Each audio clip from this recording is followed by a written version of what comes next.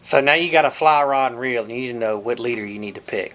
So Shop Talk today, talking a little bit about leader selection.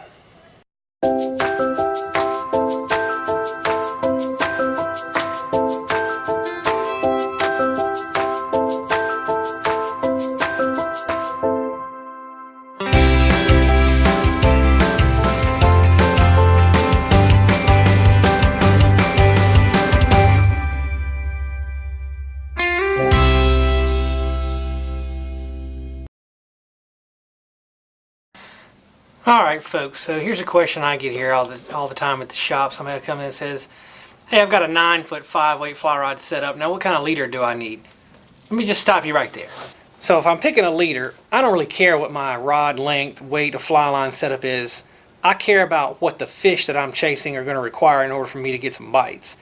So if I'm dealing with clear water, spooky fish, or some line shy fish, that kind of deal, I'm going to need a longer leader, maybe in a smaller pound test than I normally would pick. So I use the shortest leader I can get away with and the heaviest pound test that I can get away with, but I can still get bites.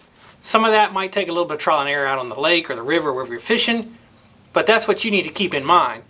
Now shorter leaders are going to be easier to cast, easier to deal with and manage. Longer leaders are going to be a little harder to deal with and manage, especially in the wind, which is why I like to use the shortest leader I can get away with. Now if you look at these packages, so from Rio here for instance, you've got a length 7.5 foot. Then we go with these numbers 2x, 3x, 4x, 5x. That's just simplifying things in the fly fishing world for our diameter for us.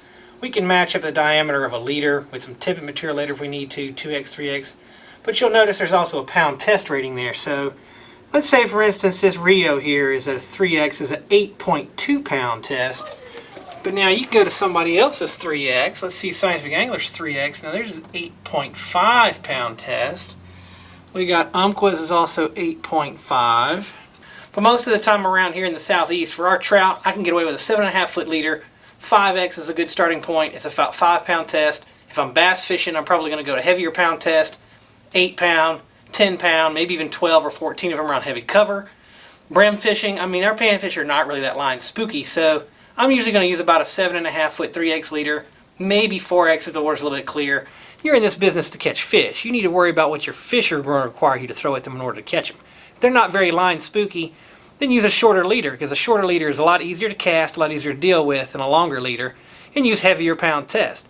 Heavier pound test line, you're not going to break off nearly as many fish. But again, keep in mind, you're trying to pick your leader based on the fish you're trying to catch, not necessarily the length and the size of the fly rod that you've got in your hand. So if your fish are going to be line shy and spooky, longer leaders, smaller pound test.